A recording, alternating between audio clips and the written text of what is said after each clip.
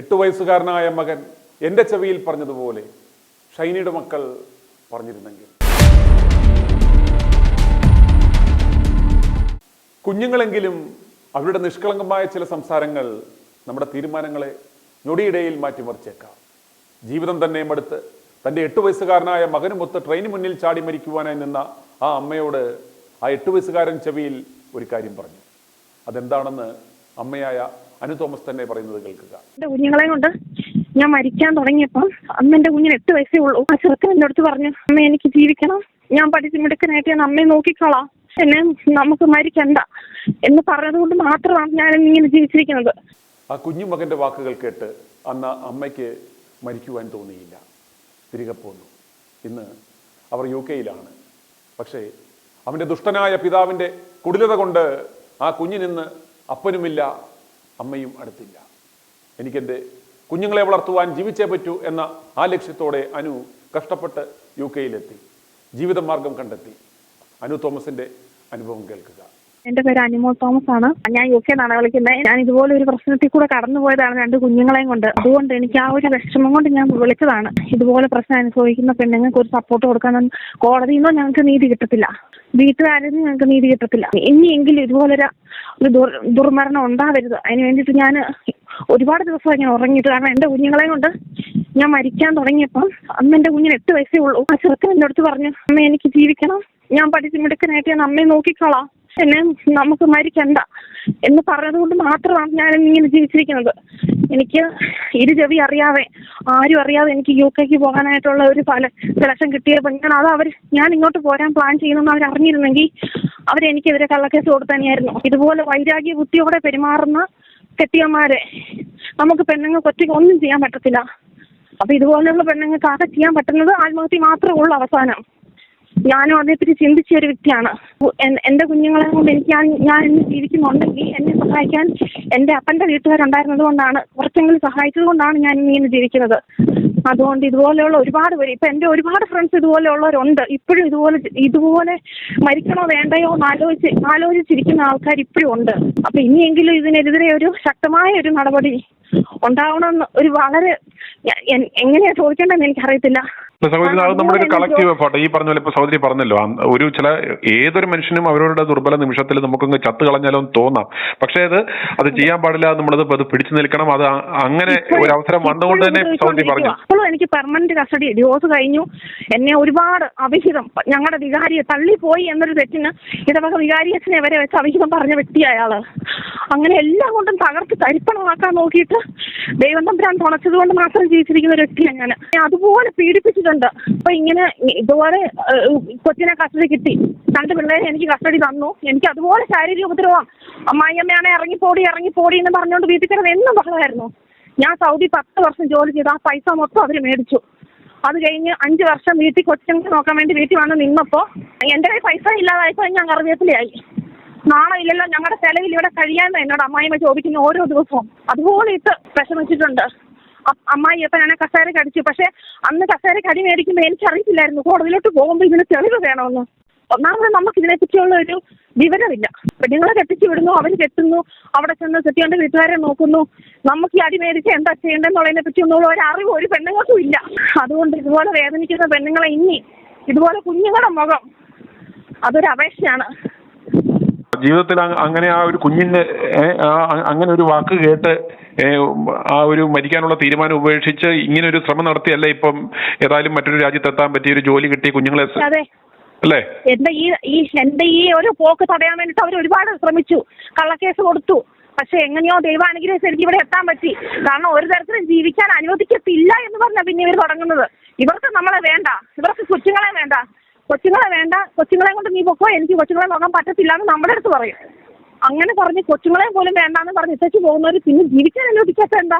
അവർക്ക് നമ്മളെ വേണ്ടെങ്കിൽ പിന്നെ അവരെ വിട്ടു പോകുന്നു. കൊച്ചുങ്ങൾക്ക് ചെലവിന് തരുന്നില്ല. 2 പിള്ളേർ, ഒരു ആൺകൊച്ചും ഒരു പെൺകൊച്ചും ഉണ്ട്. ഇപ്പൊ 11 വയസ്സും 7 വയസ്സുമായി.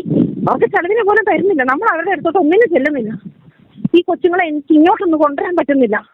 കാരണം നമ്മുടെ നിയമം, ആ പുള്ളിക്കാരന്റെ ലെറ്റർ വേണം, കൺസെന്റ് വേണം. കൊച്ചുങ്ങൾ അവിടെ കിടക്കുന്നു, ഞാനിവിടെ കിടക്കുന്നു. ഇപ്പോഴും ഉപദ്രവിച്ചുകൊണ്ടിരിക്കുവല്ലേ. കുഞ്ഞുങ്ങളെ അപ്പനോ നോക്കുന്നില്ല, അന്ന് അമ്മയിലും കൊണ്ടുപോയി നോക്കിക്കോട്ടെ എന്ന് അങ്ങനെയൊന്നും ഉള്ള ഒരു കൺസെഷൻ തരുന്നുമില്ല. കൊച്ചുങ്ങളോട്ട് നോക്കത്തുമില്ല. കൊച്ചുങ്ങളടുത്ത് ആവശ്യമില്ലാത്ത പറഞ്ഞു. അതങ്ങനെ മാനസികാവസ്ഥ. അപ്പനും അമ്മയും വേണം എന്ന് ആഗ്രഹിക്കുന്ന കുഞ്ഞുങ്ങൾ അവരാരും, ഒരു കുഞ്ഞുങ്ങൾക്കും അപ്പനും അമ്മയും വേണ്ടെന്ന് ആരും ആഗ്രഹിക്കത്തില്ല. അത് മുതിർന്നവർ അവരല്ലേ ചിന്തിക്കേണ്ടത്, ഞങ്ങളുടെ കുട്ടികളെ ഞങ്ങൾ നോക്കണമെന്ന്. അത് അങ്ങനെ അവർ നോക്കുന്നുമില്ല. പക്ഷെ കൊച്ചുങ്ങൾക്ക് ആവശ്യമില്ലാത്ത അമ്മ ചീത്തയാണ്, അമ്മ അങ്ങനെ നടന്നു, അമ്മ അവരുടെ കൂടെ നടന്നു, ഇവരുടെ കൂടെ നടന്നു, ഈ അനാവശ്യം പറഞ്ഞു കൊച്ചുങ്ങളുടെ ഇങ്ങനെ ഒരു സാധന തലമുറ ഉണ്ടാക്കുന്നതിലും ഭേദം ഇവരൊക്കെ കല്യാണം കഴിക്കാതിരിക്കുന്നതല്ലേ. ഈ കുഞ്ഞുങ്ങളെ അമ്മയ്ക്കെതിരെ കേസ് കൊടുപ്പിച്ചും അമ്മയ്ക്കെതിരെ അനാവശ്യം പറഞ്ഞു ഇങ്ങനെ ഒരു ഭാവിയിലൊക്കെ ഉണ്ടാക്കുന്നതുകൊണ്ടാണല്ലോ ഈ ഹാനിയൊക്കെ ഉണ്ടാവുന്നത്. പറഞ്ഞപ്പോ എനിക്കൊരു ആശ്വാസമായി. ഒരുപാട്ടിലേക്ക് സഹോദരി, ഇതിനെല്ലാം ഒരു മാറ്റം വരും. ഈ കുഞ്ഞുങ്ങളെ നിങ്ങൾക്ക് അവിടെ കൊണ്ടുപോകാൻ പറ്റാവുന്ന അവസ്ഥ വരും. കല്യാണം കഴിച്ചു, ദുബായ് നല്ല സുഖമായിട്ട് ജീവിക്കുന്നു. അപ്പനും അമ്മയും ഒരുപാട് ഉപദ്രവിച്ചു. അങ്ങനെ അപ്പനും അമ്മയ്ക്കും പ്രധാന പ്രശ്നം എന്നായിരുന്നു ചോദിച്ചാൽ ഞങ്ങൾ തമ്മിലല്ലായിരുന്നു പ്രശ്നം. ആ അമ്മയ്ക്ക്, എന്റെ അമ്മായിമ്മയായിരുന്ന സ്ത്രീക്ക് മകൻ ജോലി ചെയ്യുന്ന കാശ് ഞാൻ അങ്ങോട്ട് സൂക്ഷിച്ചു വാരാൻ പോകുന്നു. അതായിരുന്നു അവരുടെ മെയിൻ പ്രശ്നം. കാരണം ഇത് നൊന്തം നിന്നെ ഇതൊന്നും അനുഭവിക്കാൻ ഞാൻ അനുവദിക്കുകയില്ല, നിന്നെ മണിമാളിക പടന്ന് ഞാൻ വാഴിക്കുകയില്ല. ഇതായിരുന്നു അവരുടെ പ്രശ്നം. എന്ത് ചെയ്യാൻ പറ്റും? ഏത് സഭക്കാരായിരുന്നു? ഞങ്ങൾ ക്രിസ്ത്യന കാത്തലിക്ക. ഹസ്ബൻഡ് ജോലി ഉണ്ടായിരുന്നോ? ഞാൻ കല്യാണം കഴിക്കുമ്പോൾ കള്ളത്തരം പറഞ്ഞാൽ കെട്ടിയത്. ജോലിയൊന്നും ഇല്ലായിരുന്നു. അന്ന് ഞാൻ സൗദിയിലായിരുന്നു ജോലി. അത് കഴിഞ്ഞ് പിന്നെ 2014 ഇതുപോലെ കൊച്ചൊക്കെ ഉണ്ടായി കഴിഞ്ഞപ്പം പുള്ളി ദുബായിക്ക് ജോലിക്ക് പോയി. 2 വർഷം വലിയ സാലറി ഒന്നും ഇല്ലാതെ അവിടെ പിടിച്ചു നിന്നു. അത് 2016 ജൂണിലൊക്കെ ആയപ്പോഴത്തേനും നല്ല ജോലി കിട്ടിക്കഴിഞ്ഞ് കാശൊക്കെ ആയി കഴിഞ്ഞപ്പോഴത്തേനും പിന്നെ അമ്മയ്ക്ക് പ്രശ്നമായി. ഞാനിതെല്ലാം കൂടെ അനുഭവിക്കുന്നോന്നോ. ഞങ്ങൾ 20 സെന്റ് സ്ഥലം പുള്ളി വാങ്ങിച്ച് അവിടെ വീട് പണിയാൻ പ്ലാൻ വരച്ചു. ആ വീട് കണ്ടു കഴിഞ്ഞപ്പോൾ തൊട്ട് മകളെ വിളിച്ച് പറയുക. ഞാനതെല്ലാം റെക്കോർഡ് ചെയ്ത് വെച്ചിട്ടുണ്ടായിരുന്നു ഫോണില്. മകളെ വിളിച്ച് പറയുക, ഇനിയിപ്പോൾ എന്നാ വേണം, പുല്ല് മുമ്പ് കിടക്കുന്ന സ്ഥലവും വാങ്ങിച്ചു, ഇനി എന്നാ വേണം എന്നുള്ള രീതിയിലാണ് പുള്ളിയുടെ സംസാരം മൊത്തം. കുഞ്ഞുങ്ങളുടെ ഭാവി കളഞ്ഞു. ഇപ്പം എനിക്ക് കുഴപ്പമില്ല, നമുക്കിപ്പോൾ ജീവിക്കാനൊരു മാർഗമുണ്ട്, നമ്മുടെ സഹായിച്ച് അങ്ങനെ നമ്മൾ പോകുന്നു. പക്ഷെ ആ കുഞ്ഞുങ്ങൾ മനസ്സുകൊണ്ട് വേദനിച്ചത്, ഒരു തെറ്റും ചെയ്യാത്ത കുഞ്ഞുങ്ങൾ. ഞാൻ അന്നൊരു കടുങ്കൈക്ക് കാണിച്ചിരുന്നെങ്കിൽ ഇന്ന് ആ കുഞ്ഞുങ്ങളുടെ സന്തോഷം എനിക്ക് കാണാൻ പറ്റുമായിരുന്നു. കുഞ്ഞുങ്ങൾ നാട്ടിലാ. ഇപ്പം ഞാൻ പറഞ്ഞല്ലോ, നമ്മുടെ വീട്ടുകാർ പോലും നമ്മളെ ഈ കൊച്ചുങ്ങളെ ആദ്യം മിസ്സാക്കി അപ്ലൈ ചെയ്തു, റിജക്റ്റ് ആയി കിട്ടിയില്ല. അപ്പൊ അവർക്ക് പോലും ഇപ്പം മുറുമുറുപ്പാണ്. ഇപ്പൊ ആർക്കും നോക്കാൻ മേല. സ്വന്തം വീട്ടുകാർക്കും കെട്ടിയന്റെ വീട്ടുകാർക്കും വേണ്ടാതാകുന്ന ഒരു അനാഥ ജന്മങ്ങൾ ഇങ്ങനെ ഒരുപാട് വന്നുകൊണ്ടിരിക്കുവോ ഇതുപോലെ. ഭർത്താവ് എന്ന് പറയുന്ന ആ മനുഷ്യൻ ഒരു കൺസെൻ കൊടുത്തു കഴിഞ്ഞാൽ നിങ്ങൾക്ക് കുഞ്ഞുങ്ങളെ കൊണ്ടുപോകാൻ പറ്റുമോ? ആ കൺസെന്റ് കിട്ടും, തരാന്ന് പറഞ്ഞിട്ട് ഞാൻ 3 മാസം ഞാനത് വെയിറ്റ് ചെയ്തു. കൊച്ചുങ്ങൾക്ക് വേണ്ടിയിട്ട്, കൊച്ചുങ്ങൾ പോയി രക്ഷപ്പെട്ട എന്തെങ്കിലും വിചാരിക്കുമെന്ന് വിചാരിച്ചു. എന്നിട്ട് തരാന്ന് പറഞ്ഞല്ലാതെ അതിലൊക്കെ രസം. ഞാൻ അവരുടെ വികാരിയച്ഛനെ വിളിച്ചു, അവിടുത്തെ പള്ളിയിലെ. ആ പള്ളിയിലെ അച്ഛനും വികാരിയച്ഛനെ വിളിച്ചിട്ട് ഞാൻ പറഞ്ഞ, അച്ഛൻ ഇങ്ങനെ ഒരു പ്രശ്നമുണ്ട്, കൊച്ചുങ്ങൾക്ക് വിസ കിട്ടണമെന്നുണ്ടെങ്കിൽ ഇതുപോലെ പുള്ളിയുടെ കൺസെന്റ് വേണം, അച്ഛനൊന്ന് സംസാരിക്കാവോ എന്ന് ചോദിച്ചപ്പം അച്ഛന് പോലും അവരുടെ സൈഡിലാണ് നിൽക്കുന്നത്. ഈ പ്രശ്നങ്ങൾ എന്തോരം പ്രശ്നങ്ങളിൽ കൂടെയാണ് ഒരു പെണ്ണ് കടന്നു പോകുന്നതെന്ന് അതൊന്നും ആ അച്ഛൻ അറിയണ്ട. വിവാഹം കഴിച്ചു. പുള്ളി ആ പെണ്ണിനെ കൊണ്ട് ദുബായിക്ക് പോയി. ഞാനും എന്റെ കുഞ്ഞുങ്ങളും ദുബായിക്ക് പോയി അങ്ങനെ ഒത്തിരി ജീവിക്കണമെന്ന് മാത്രമേ ഞാനും ആവശ്യപ്പെട്ടുള്ളൂ. പക്ഷെ അപ്പനും അമ്മയും അവിടെ പറഞ്ഞു, അങ്ങനെ പോയി ജീവിച്ച അച്ഛൻ ഭയങ്കര ചെലവാണ്. അവൻ ഒന്നാമത് ബാധ്യതയാണ്. ഞങ്ങളെയൊക്കെ കൊണ്ടുപോയി കഴിഞ്ഞാൽ അവിടെ കൊണ്ടുപോയി ജീവിച്ചു കഴിഞ്ഞാൽ പുള്ളിക്ക് ഭയങ്കര ബാധ്യതയാണ്. അപ്പൊ ഇപ്പൊ കല്യാണം കഴിച്ച പെണ്ണിനെ കൊണ്ട് പോയി ജീവിക്കുന്നതിന് പുള്ളിക്ക് ബാധ്യതയൊന്നുമില്ല. നമ്മൾ അഡ്രസ് ചെയ്യേണ്ട ഇഷ്യൂ ഇത്രേ ഉള്ളൂ. അതായത് അദ്ദേഹം ഇപ്പോൾ അയാളുടേതായ ഒരു ജീവിതത്തിലേക്ക്, ഒരു കുടുംബ ജീവിതത്തിലേക്ക് പോയി. നമുക്ക് കുഞ്ഞുങ്ങളെ നോക്കാൻ പറ്റുന്നില്ല. ഇപ്പൊ ഇവിടെ UK ആണെങ്കിലും ഇപ്പം ഇവിടുത്തെ ബില്ലും അടച്ച്, ഇവിടുത്തെ കൗൺസിൽ ടാക്സും അടച്ചു കഴിഞ്ഞ് നാട്ടിലോട്ട് കുഞ്ഞുങ്ങളെ ഒരു നല്ലൊരു വിദ്യാഭ്യാസത്തിലോട്ട് തുക മാറ്റി വെക്കാൻ എനിക്കില്ല. അപ്പൊ ഞാൻ അതിനാണ് ടെൻഷൻ. കാരണം കുഞ്ഞുങ്ങളെ വളർത്താൻ നേരിട്ട് എനിക്കിങ്ങനെ വല്ലയിടത്തും കൊണ്ടിട്ട് വളർത്താൻ പറ്റുമോ? എത്ര നാൾ ഞാൻ വളർത്തും? ഇവിടെ ജോലി കളഞ്ഞെന്ന കുഞ്ഞുങ്ങളുടെ കുട്ടി പോയി നിൽക്കാന്ന് പറഞ്ഞാൽ ഒരു വീട് പോലും ഇല്ല, ഒന്നും ഇല്ലാതാക്കി കളഞ്ഞു. 10 വർഷം സൗദി ജോലി ചെയ്തുകൊണ്ടിരുന്ന പൈസ മൊത്തം അവരുടെ കയ്യിൽ ഉള്ളതാണ്. നമുക്ക് കിട്ടിയപ്പം ഒരു ചെറിയ തുക കിട്ടി, എന്നാലും അതുകൊണ്ടൊന്നും ജീവിക്കാൻ പറ്റത്തില്ല. ഇപ്പോൾ നമ്മുടെ ആവശ്യം എന്താ? ഈ ഭർത്താവ് എന്ന് പറയുന്ന ഇയാള് നമ്മുടെ കുഞ്ഞുങ്ങൾക്ക് വിസയുടെ പ്രശ്നം, കൊച്ചുങ്ങൾക്ക് വിസ കിട്ടുമോ എന്നുള്ളത് എനിക്ക് യാതൊരു ഉറപ്പുമില്ല. കൊച്ചുങ്ങൾക്ക് വിസ കിട്ടിയില്ലെങ്കിൽ ആ കുഞ്ഞുങ്ങളെ എനിക്ക് ഇങ്ങോട്ട് കൊണ്ടുവരാനും പറ്റത്തില്ല, അപ്പനൊട്ടും നോക്കത്തുമില്ല. അപ്പം നോക്കത്തില്ല എന്ന് പറഞ്ഞാൽ അപ്പം നോക്കാനായിട്ട് ഞാൻ കൊടുക്കത്തുമില്ല. കാരണം അങ്ങേർക്ക് വേണ്ട എന്ന് ഒരു തവണ പറഞ്ഞു. പിതാവിന് ഒബ്ജക്ഷൻ ഇല്ലെങ്കിൽ കൊണ്ടുപോകാൻ സാധിക്കത്തില്ലേ? വിസയ്ക്ക് പ്രോബ്ലം ഉണ്ടാവുമോ? ഇല്ല, അങ്ങേർക്ക് ഈ വിസ പ്രോസസിങ്ങിന് വേണ്ടിയിട്ട് ഒരു ലെറ്റർ തന്നാൽ അത് കൊച്ചുങ്ങളെ കൊണ്ടുവരാൻ പറ്റും. പക്ഷെ അങ്ങേര് അത് തരത്തില്ല എന്ന് പറഞ്ഞു കഴിഞ്ഞാൽ പുള്ളിക്ക് ഈ സംശയരോഗം ഉള്ളത് കൊണ്ട് പ്രശ്നം ഇങ്ങനത്തെ ഒരു ഇതാണ്. പുള്ളിക്ക് ഒരു പേടിയാണ്. ഞാൻ പുള്ളിയുടെ വിസയും പാസ്പോർട്ടിന്റെ കോപ്പിയും കൺസെന്റിൽ എഴുതി ഒപ്പിട്ട പേപ്പർ, ഇതാണ് എനിക്ക് വേണ്ടത്. അപ്പൊ വിസയും പാസ്പോർട്ടിന്റെ കോപ്പിയും വെച്ച് ഞാൻ പുള്ളിയെ ജോലി കളയിപ്പിക്കും എന്നുള്ള ഒരു പേടിയാണെന്നാണ് എനിക്കറിയാൻ കഴിഞ്ഞത്. വക്കീലെ കൊണ്ട് വിളിപ്പിച്ചപ്പോഴും വക്കീൽ അങ്ങനെയാണ് പറഞ്ഞത്. പക്ഷെ പുള്ളിക്ക് പുള്ളിയുടെ കാര്യം. ഞാനിതുപോലെ നാണം കെട്ടിയിരുന്നെങ്കിൽ എന്റെ കൊച്ചുങ്ങളെന്ന് കാണുകയല്ലായിരുന്നു. ഞാൻ മറ്റുള്ളവരുടെ മുമ്പിൽ കൈ നീട്ടുകയും ഞാൻ മനസ്സ് തുറന്ന് മറ്റുള്ളവരോട് എന്റെ ആവലാതി വേദനാതി പറഞ്ഞത് കൊണ്ട് മാത്രമാണ് എനിക്ക് ജീവിക്കാൻ പറ്റിയത്. ഇതിനകത്ത് വലിയ ഓവർ നമ്മൾ ടെൻഷൻ അടിച്ചിട്ടോ ഇതായിട്ടോ ഒന്നും കാര്യമില്ല. ജീവിച്ച് കാണിച്ചു കൊടുക്കുക.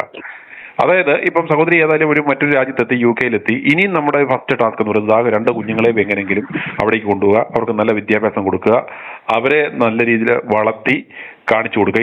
ഇതേ നമുക്ക് കാണിച്ചു കൊടുക്കാവുള്ളൂ. നമ്മൾ ഇനി ബാക്കി ഇതിന്റെ മറ്റു ബാക്ക്ലോഗുകളിലേക്ക് ഇനി അയാൾ എങ്ങനെ ജീവിക്കുന്നു, അയാളുടെ കുടുംബം എന്ത് പറയുന്നു, അയാളുടെ അതിനെക്കുറിച്ചൊന്നും ജസ്റ്റ് എന്തുവായിപ്പോട്ടെ, നന്നാവുകയോ നശിക്കുവോ എന്തുവായിപ്പോട്ടെ, നമുക്ക് ഇനി അതിന്റെ പുറകെ നമുക്ക് പോകേണ്ട ആവശ്യമില്ല. നമ്മളുടെ ഫോക്കസ് എന്താ? ഫസ്റ്റ് ഫോക്കസ് എന്ന് പറയുന്നത് കുട്ടികളെ. അത് ഒരു അമ്മ എന്ന നിലയ്ക്ക് എന്നെക്കാളും നിങ്ങൾക്ക് അറിയാൻ പറ്റും ആ കുഞ്ഞുങ്ങളുടെ ഒരു മാനസികാവസ്ഥ. കാരണം അപ്പനില്ല, കുഞ്ഞുങ്ങൾ എന്നും ചോദിക്കുന്ന അമ്മ വിസയ്ക്ക് കൊടുത്തോ, വിസ എന്തായി, കുഞ്ഞുങ്ങൾ ഞാൻ ഒരു വീട്ടിൽ ഞാനിപ്പോ എന്റെ ആങ്ങളമാരുടെ വീട്ടിലൊന്നും അല്ല നിർത്തിയേക്കുന്നത്, എന്റെ വീടിന്റെ അടുത്തുള്ള ഒരു വീട്ടിലാണ് നിർത്തിയേക്കുന്നത്. ആ കൊച്ചുങ്ങൾ ചോദിക്കും നമുക്ക് മാത്രം എന്നെ അമ്മേ എന്നും എല്ലായിടത്തൂടെ ഇങ്ങനെ ഇട്ട് ഓടിയിരുമോ? ആ കൊച്ചുങ്ങളെ ഇട്ടോ അവരുടെ വീട്ടിലെ കൊച്ചുങ്ങളുമായിട്ട് എന്തെങ്കിലും വഴക്കുണ്ടാക്കി, ചെറിയ പ്രായമല്ലേ, എന്തെങ്കിലും ഒരു വഴക്കുണ്ടാക്കി കഴിയുമ്പോൾ അവർ പറയും ഞങ്ങൾക്ക് നോക്കാൻ പറ്റത്തില്ല, കൊണ്ടോക്കോ, എങ്ങോട്ടെന്നാ കൊണ്ടോക്കോ. ഞാൻ ഇവിടെ ഇരിക്കുന്ന ഞാൻ എന്ത് ചെയ്യും? ഇപ്പൊ സഹോദരി മനസ്സിലാക്കേണ്ട ഒരു കാര്യം അതാ പറഞ്ഞത്. അന്നേരം അതുകൊണ്ടാണ് ഫസ്റ്റ് പ്രയോറിറ്റി എന്ന് പറയുന്നത് മറ്റൊന്നുമല്ല, ആ കുഞ്ഞുങ്ങളെ എത്രയും വേഗം അവരെ കൊണ്ടുപോകാൻ പറ്റാവുന്ന തരത്തിലേക്ക് അവസരം. കാരണം അവരുടെ ഈ ഒരു ബാല്യം എന്ന് പറയുന്നത് അവർക്കിപ്പോൾ പിതാവില്ല. അന്നേരം ഒരു അമ്മയുടെ സ്നേഹമെങ്കിലും അവർക്ക് കിട്ടിയില്ലെങ്കിൽ അത് അവരോട് ചെയ്യാവുന്ന ഏറ്റവും വലിയൊരു ക്രൂരതയായിരിക്കും. അന്നേരം അതുകൊണ്ട് എന്തായിക്കോട്ടെ, നമുക്ക് എല്ലാവർക്കും ഒരു എഫേർട്ട് എടുക്കേണ്ടത് ഈ മനുഷ്യന് അവർക്ക് ഈ പറയുന്ന നിങ്ങളുടെ ആദ്യ ഭർത്താവ് എന്തായിക്കോട്ടെ, അയാൾ മറ്റൊരു ജീവിതത്തിലേക്ക് കടന്നു. ഇനിയും അയാൾക്കൊരു ദോഷം ഉണ്ടാക്കാനോ ബുദ്ധിമുട്ടുണ്ടാക്കാനോ നമ്മൾ പോകേണ്ട ആവശ്യമില്ല. അന്നേരത്തേക്ക് അയാളുടെ ജോലി കളയാനോ അയാളെ നശിപ്പിക്കാനോ ഒന്നും പോകേണ്ട ആവശ്യമില്ല. ഞാൻ അങ്ങനെ വൈരാഗ്യ ബുദ്ധിയോടെ പെരുമാറുമായിരുന്നുണ്ടെങ്കിൽ എനിക്ക് ഈ പറയുന്ന സൗദി വെച്ച് തന്നെ എനിക്ക് വേറെ പലതും ചെയ്യാമായിരുന്നു. നമ്മളോട് ദ്രോഹം ചെയ്തതെല്ലാം അതൊക്കെ തോന്നും, മാനുഷികമായിട്ട് അതെല്ലാം നമുക്കത് തോന്നും. അതെല്ലാം പറയും. ഇപ്പോഴത്തെ പ്രയോറിറ്റി എന്ന് പറയുന്നത് എന്താ? ഒന്ന്, ആ 2 കുഞ്ഞുങ്ങളെയും എത്രയും പെട്ടെന്ന് നിങ്ങൾ ഇവിടെ കൊണ്ടുപോവുക, അവർക്ക് നല്ലൊരു വിദ്യാഭ്യാസത്തിനുള്ള സംവിധാനം ഉണ്ടാക്കുക. അത് വന്നു കഴിഞ്ഞാൽ പിന്നെ അതിൻ്റെതായ രീതിയിൽ അത് നല്ല രീതിയിൽ ബാക്കി കാര്യങ്ങൾ പൊക്കോളും. നിങ്ങളുടേതായ ഒരു ലൈഫിലേക്ക് നിങ്ങൾ ഫോക്കസ് ചെയ്ത് ഒരു നല്ലൊരു ജീവിതം ഉണ്ടാക്കാനായിട്ട് അത് ശ്രമിക്കുക. ആ തരത്തിലേക്ക് പോയി അവർക്ക് നല്ല വിദ്യാഭ്യാസം കൊടുത്ത് അവരെ ഇതാക്കുക. അതല്ലെങ്കിൽ ഈ കുഞ്ഞുങ്ങളും എങ്ങനെങ്കിലും ഒക്കെ വളരും. പക്ഷെ അത് എങ്ങനെങ്കിലും ഒക്കെ വളർന്നാൽ പോരാ. എങ്ങനെയെങ്കിലും വളർന്നു കഴിഞ്ഞാൽ കുഴപ്പം ഇതാ, നമ്മളൊരു കൊച്ചുങ്ങൾക്ക് ഒരു ജീവിതമൂല്യം പറഞ്ഞു കൊടുത്താൽ അതുകൊണ്ട് നാളെ അവരെങ്ങനെയെങ്കിലും വളരുകയും എങ്ങനെയെങ്കിലും വളർത്തുകയും ചെയ്താൽ നാളെ അതുകൊണ്ടുള്ള ബാക്കിയുള്ള ജീവിത കാലഘട്ടത്തിൽ മുഴുവൻ അതിന്റെ ദുഃഖം അനുഭവിക്കേണ്ടി വരും. അതുകൊണ്ട് മറ്റുള്ള ഒരു അസറ്റും അല്ല ഉണ്ടാക്കേണ്ടത്. ഫസ്റ്റ് ആ കുഞ്ഞുങ്ങളെ നിങ്ങളോടൊപ്പം കൊണ്ടുപോകാനുള്ള ഒരു അവസരം നോക്കുക. അവർക്ക് ഒരു അപ്പനില്ല എന്നുള്ള ആ ഒരു കുറവ് ഉണ്ടാകാത്ത നിലയ്ക്ക് നിങ്ങൾക്ക് പറ്റാവുന്ന രീതിയിൽ കുഞ്ഞുങ്ങളെ നന്നായിട്ട് വളർത്തുക. അത് അവർക്ക് കാര്യങ്ങൾ മനസ്സിലാവും. അവർ ആ സാഹചര്യങ്ങളോടനുസരിച്ച് കോപ്പപ്പ് ചെയ്ത് അവർ വന്നോളും. നാളെ നിങ്ങൾക്ക് അവരൊരു തുണയായി വരും. പക്ഷെ ഇപ്പൊ അവരുടെ നഷ്ടപ്പെടുന്ന ബാല്യം എന്ന് പറയുന്നത് നമുക്ക് തിരിച്ചു കൊടുക്കാൻ പറ്റത്തില്ല. അതുകൊണ്ട് വിഷമിക്കുകയോ വെപ്രാളപ്പെടുകയോ വീട്ടുകാരെ കുറ്റം പറയുകയോ ഒന്നും കാര്യമില്ല. കാരണം ഓരോരുത്തർക്കും അവരവരുടെ ഭാഗത്ത് നിന്ന് നോക്കുമ്പോൾ പല പല കാര്യങ്ങളുണ്ടാവും. അവർക്കും ഈ പറയുന്ന പോലെ ഇത്രയും നമ്മൾ ഉദ്ദേശിക്കുന്ന വിശാലം ഒന്നും ചിന്തിക്കണമെന്നോ അല്ല, അവരുടേതായ പ്രശ്നങ്ങളൊക്കെ വെച്ച് നോക്കുമ്പോൾ അവർക്കും ഉണ്ടാവും. അന്നേരം അവർ കുറ്റപ്പെടുത്താം, അതൊക്കെ മാനുഷികമാണ്. പക്ഷെ നമുക്ക് നോക്കേണ്ടത് അതിനൊരു സൊല്യൂഷനാണ് വേണ്ടുന്നത്. സൊല്യൂഷൻ എന്താ? എത്രയും പെട്ടെന്ന് അതിനുള്ളൊരു മാർഗം. അത് ഏത് മാർഗം ഉപയോഗിച്ചാണെങ്കിലും ആ മനുഷ്യനോട് ഞങ്ങൾ ഇപ്പോൾ ഇതിനകത്തോടെ തന്നെ പറയുകയാണ്, നിങ്ങളോ മറ്റൊരു ജീവിതത്തിലേക്ക് കടന്നു. അന്നേരം നിങ്ങളുടെ ഈ കുഞ്ഞുങ്ങളെയായാലും കരുതി ദയവീത് അവർക്ക് പുറത്തു പോകാനുള്ള ഒരു രക്ഷപ്പെടാനുള്ള ഒരു അവസരം നിങ്ങളായിട്ട് ഇല്ലാതാക്കരുത് എന്ന് മാത്രം അത് ഞങ്ങൾ അദ്ദേഹത്തോട് ബന്ധുക്കളെ കൊണ്ടൊക്കെ ഞങ്ങൾ പറയിപ്പിച്ചു. പക്ഷെങ്കിൽ പുള്ളിക്ക് ഇതാണ് പേടി എന്നാണ് അവസാനമായിട്ട് എനിക്ക് അറിയാൻ പറ്റും. നമുക്ക് നോക്കാം. സഹോദര, നിങ്ങളുടെ ജീവിതത്തിന് ബുദ്ധിമുട്ടുണ്ടാക്കണ്ട എന്ന് കരുതി ഞങ്ങൾ നിങ്ങളുടെ ഐഡന്റിറ്റി വെളിപ്പെടുത്തിയിട്ടില്ല. നിങ്ങൾ ഏതായാലും ഈ അമ്മയെയും മക്കളെയും ഉപേക്ഷിച്ച് പുതിയ ജീവിതത്തിലേക്ക് പ്രവേശിച്ചു. ഇനിയും നിങ്ങൾ ഇവരെ ഉപദ്രവിക്കരുത്. ആ കുഞ്ഞുങ്ങളെ നിങ്ങൾക്കോ വേണ്ട. ആ കുഞ്ഞുങ്ങളുടെ സൃഷ്ടാവായ നിങ്ങൾ ആ കുഞ്ഞുങ്ങളുടെ ഭാവിയെ കരുതി അവരുടെ അമ്മയുടെ അടുത്തേക്ക് പോകുവാൻ വേണ്ട ആ കൺസെന്റ് പേപ്പർ ഒപ്പിട്ട് നൽകുക. അതിൽ യാതൊരു ബുദ്ധിമുട്ടും ഉണ്ടാകരുത്. ഒരു അഭ്യർത്ഥനയാണ്. നിങ്ങൾ കൊടുക്കുന്നില്ല എങ്കിൽ ഞങ്ങൾ നിങ്ങളെ വിളിക്കും. ദയവായി നിങ്ങളുടെ കുഞ്ഞുങ്ങളുടെ ഭാവിയെ ഓർത്ത് അത് ചെയ്തു കൊടുക്കുക. ഇതൊരു ഭീഷണിയല്ല, അപേക്ഷയാണ്. i2i News, an eye for truth. i2i News subscribe ചെയ്തിട്ടില്ലാത്തവർ ഇപ്പോൾ തന്നെ സബ്സ്ക്രൈബ് ചെയ്യുക. നോട്ടിഫിക്കേഷൻ ലഭിക്കുവാൻ ബെൽ ബട്ടണും അമർത്തുക.